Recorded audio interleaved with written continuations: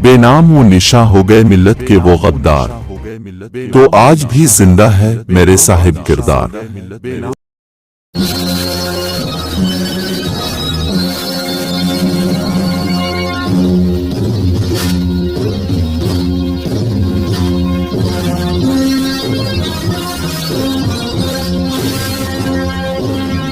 अब तक वो कौन लोग हैं?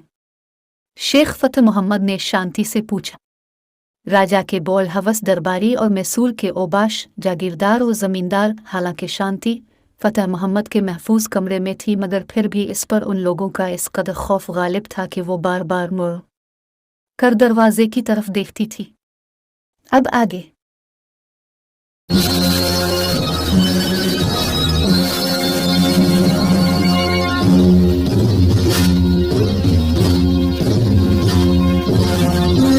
मुझे तुमसे बहुत हमदर्दी है खातून, लेकिन मैं इस सिलसिले में तुम्हारी कोई मदद नहीं कर सकता।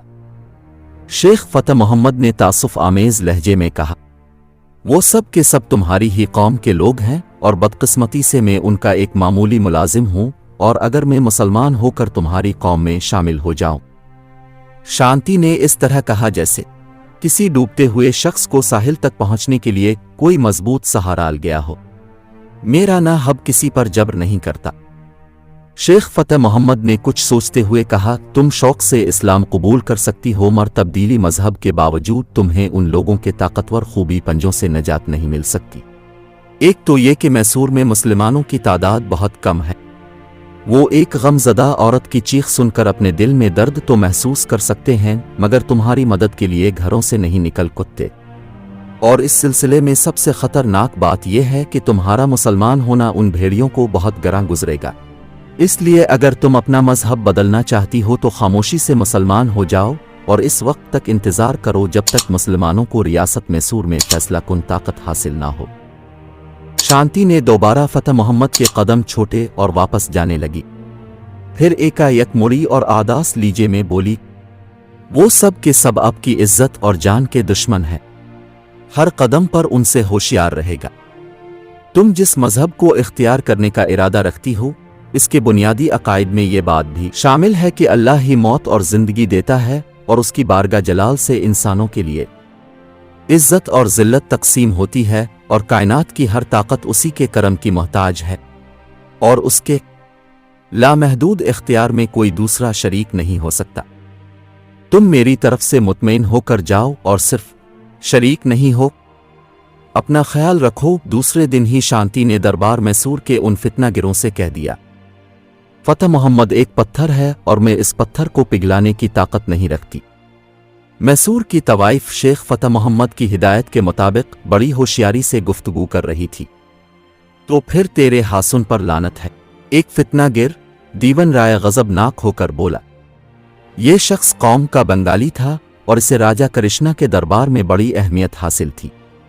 दीवान राय, तुम क्यों अपने दिमाग को जलाते हो? दूसरा फितनागिर सूरजमिल इंतहाई सर्द लीजे में बोला।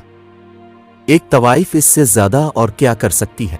फिर भी इसने हमें यह तो बता दिया कि फतेह मोहम्मद एक भारी चट्टान है। सूरजमिल मरहट्टा कौम से ताल्लुक रखता था। इसके मुताल्लिक ये रवायत मशहूर थी कि वो अपने दुश्मन से फहश गालियां खाकर कभी हंसता रहता था और फिर गालियां देने वाले को इस जहरीली सांप की तरह डस लेता था जिसका कांटा पानी नहीं मांगता। अब तो अपने घर जा शांति, तेरा काम खत्म हो चुका। हम इस चट्टान को तोड़ने के लिए कोई दूसरा मीशा ढूंढ लेंगे। शांति खुशी खुशी घर चली गई। अब वो एक पाकीज़ा और आज़ाद जिंदगी के ख्वाब देख रही थी। नगर दीवान राय और सूरजमिल ने इसकी आंखों से सारे ख्वाब छीन लिए। दरबार मैसूर के फितनागिर इस औरत को किस तरह जिंदा रहने देते जो उनके एक खौफनाक मंसूबे में शरीक रह चुकी थी। आखिर शांति को इस हालत में कत्ल कर दिया गया जब वो खुफिया तौर पर मुसलमान हो चुकी थी। जब शेख फतेह मोहम्मद ने यह खबर सुनी तो उसे यूं महसूस हुआ जैसे इसके किसी करीबी अजीज को कत्ल कर दिया गया हो। दरबार मैसूर के फितनागिर उसके तसव्वुर से भी ज्यादा अय्यार साबित हुए थे। शेख फतेह मोहम्मद ने शांति के हक में दुआए खैर की और अपने भेजे शेख हैदर से मिला।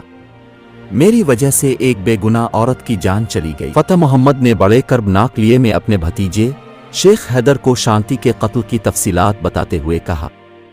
नील मैसूर को इसकी मौत का तुम नहीं होगा कि वो उनकी नज़रों में महज एक तवाइफ थी, मगर मैं तुम्हें बताता हूं कि वो मरने से पहले मुसलमान हो गई थी। हाँ चचा, अब यहां से कहीं और चले जाएं। शेख हैदर बदहवासी के आलम में बोल रहा। शेख दीदार को सकता सा हो गया। अब मैं यहां एक लम्हे के लिए भी नहीं ठहरूंगा। अचानक फतेह मोहम्मद के लीजे से नफरत और गजब की आग बरसने लगी। मैं पहले ही कहता था कि उन फितना गिरों के हाथ बहुत दराज हैं।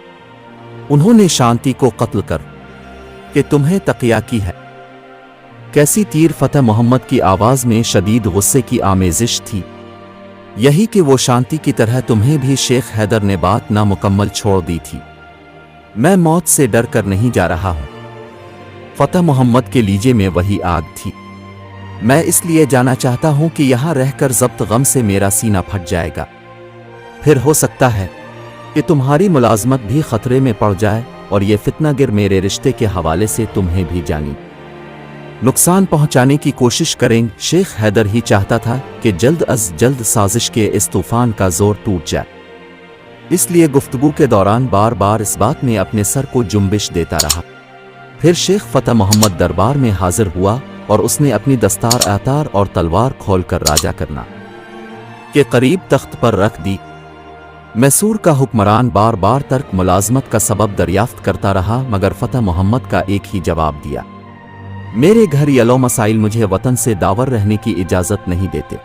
फिर जब फतेह मोहम्मद दरबार से जाने लगा तो शेख हैदर ने देखा कि दीवान राय, सूरज मिल और दूसरे फितनागिरों के होंठों पर एक खबीस मुस्कुराहट रक्स कर रही थी। फतेह मोहम्मद मैसूर से कोलार वापस आ गया। यहां आकर उसने एक मुअज़्ज़ज़ खानदान में शादी कर ली।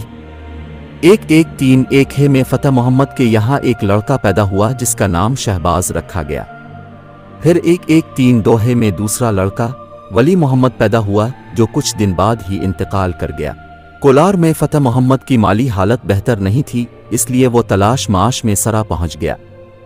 सरा के सूबेदार अब्दुल रसूल खान ने इसे बालापुर की कलादारी पर मुकर्रर किया। यहाँ फतेह मोहम्मद ने अपनी दियानतदारी, जहानत और बहादुरी से बड़ी इज्जत हासिल की। सरा का सूबेदार इस पर बहुत ज्यादा एतमाद करने लगा था। शेख फतेह मोहम्मद के शब और रोज इंतहाई पुरसुकून अंदाज में गुजर रहे थे कि एक वाक़ये ने इसकी जिंदगी में नया इनकलाब बर्पा कर दिया। सरा का नामवर जमींदार मीर अकबर अली खान एक खानदानी जागीरदार था, लेकिन गर्दिश वक्त ने इसकी माशी हालत बिगाड़ कर रख दी और वो सूबेदार सरा का मकरूज हो गया। मीर मजबूर डाल अकबर अली खान ने तमस्सुक लिख कर दे दिया, जिसकी नुमायां शर्त ये थी कि अगर मीर अली अकबर खान 6 माह तक मतलूबा रकम अदा न कर सका तो फिर सूबेदार अब्दुल रसूल खान को यह हक हासिल होगा कि वो इसकी जायदाद नीलाम करके वाजिब इल्लादार तुम हासिल कर ले। मेरा किब्र अली खान अपने माली वसाइल के बाइस इस हकीकत से बाखबर था कि वो मुकर्ररा मुद्दत में कर्ज की अदायगी ना कर सकेगा और अंजामकार उसकी जायदाद नीलाम हो जाएगी। चौराहे पर बुजुर्गों की इज्जत की बोलियां लगाए जाने के तसव्वुर से मीर अकबर अली खान बीमार पड़ गया। फिर यही तुम उसे दीमक की तरह अंदर से चाटने लगा। आखिर मुआहदे के 4 माह बाद इस गैरतमंद जमींदार का के पैरों में फर्ज की जंजीर थी और जंजीर सूबेदार सरा के हाथों में थी। मजबूर अलिफ शेख फतेह मोहम्मद मीर अकबर अली खान के इलाके की तरफ खींचता चला गया। फिर जब इसने मरहूम जागीरदार की बेवा से गुफ्तगू की तो हैरान रह गया। अब सब कुछ नीलाम कर दीजिए, मैं जो बेदार से किसी रियायत की तलबगार नहीं। मीर अकबर अली खान की बेवा के लहजे में बड़ी इस्तिकामत थी। मैं नहीं चाहती कि सूबेदार खान साहिब मरहूम पर रहम खाए और फिर यहाँ के लोग मेरे शौहर की कब्र की तरफ इशारे करके कहीं कि वो सो रहा है मेरा अकबर अली खान सरकार का मुराद याफ्ता। शेख फतेह मोहम्मद एक बेवा खातून के लहजे का ये तुम तुराक देखकर बहुत देर तक हैरत विस्वत के आलम में बैठा रहा। फिर यह कहकर चला गया कि वो इस मौजू पर कल बात करेगा। शेख फतेह मोहम्मद ने पूरी रात जाग कर गुजारी। वो एक अजीब सी जहनी कश्मकश का शिकार था। अगर हमारा वीडियो आपको पसंद आया है तो आप हमारे चैनल को सब्सक्राइब कीजिए और बेल का आइकन को दबाइए। हमारा वीडियो आप तक जल्द से जल्द पहुंचे।